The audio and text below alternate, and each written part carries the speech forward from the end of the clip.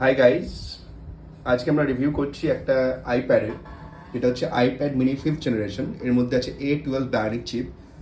আর আজকের ডেটে যদি আপনারা কোনো সেকেন্ড হ্যান্ড আইপ্যাড কিনতে চান, রিফারবিশ আইপ্যাড, এটা হচ্ছে সব থেকে বেস্ট অপশন, কারণ এটা খুব ভালো দামে আসে। হ্যাঁ, স্ক্রিনটা 8 ইঞ্চিস, বাট 8 ইঞ্চিস এনাফ হয়ে যায় আজকের ডেটে কোনো মিডিয়া কনজিউমের জন্য আর কোনো কিছুর জন্য। ডেফিনেটলি এটা খুবই ভালো, কিন্তু বেস্ট অপশন হচ্ছে যে এর মধ্যে আপনাদের আরেকটা ইয়ারের আপনারা সফটওয়্যার আপডেটটা পাবেন। সাপোজ এখন যেটা চলছে সেটা হচ্ছে আপনার iOS 18.5, আমি আপনার দেখিয়ে দেবো। তো সেখান থেকে আপনারা আরও একটা সফটওয়্যার আপডেট পাবেন, 19.5-এর আপডেটও আপনারা পাবেন। সো এক্স্যাক্টলি, সো এর মধ্যে হচ্ছে A12 বায়োনিক চিপ, যেটা আপনার আইফোন 10s-এ ইউজ হয়েছিল। সো ডেফিনেটলি এটা খুব একটা ভালো পাওয়ারফুল চিপ।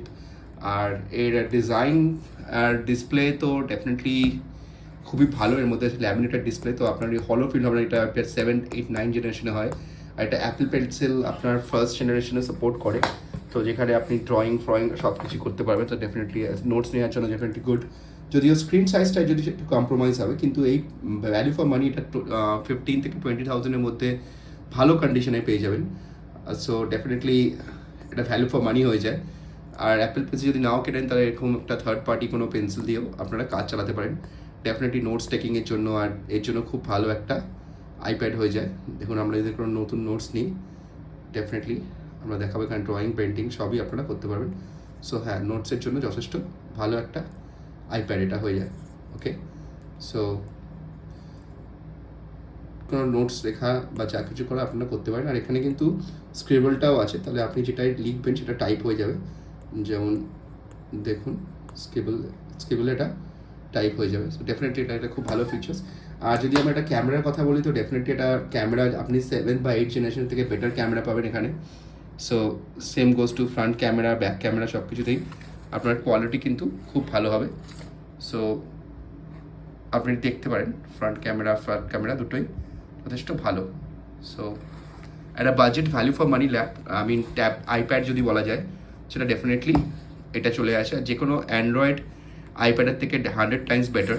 আপনার ইউজার ইন্টারফারেন্স বা আপনার প্রেজেন্টেশন বলুন বা বিল্ড কোয়ালিটি বলুন, সব দিক থেকেই কিন্তু এটা যে কোনো অ্যান্ড্রয়েড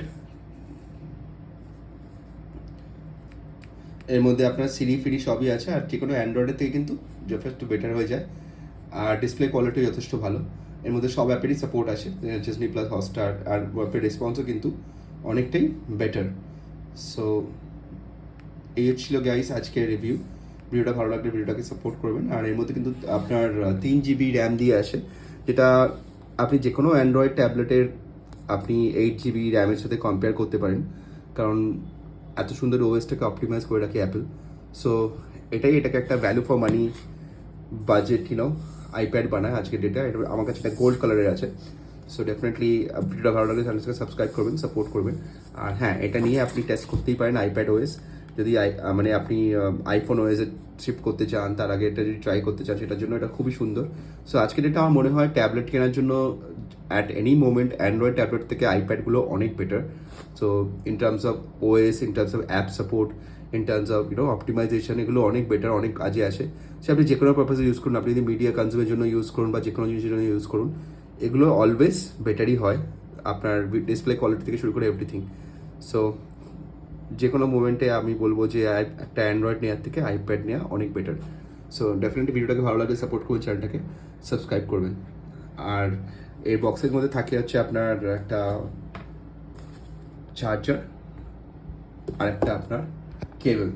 সো এই হচ্ছে কিছু বক্স, সিম্পল আইপ্যাডের বক্স, আর কিছুই না।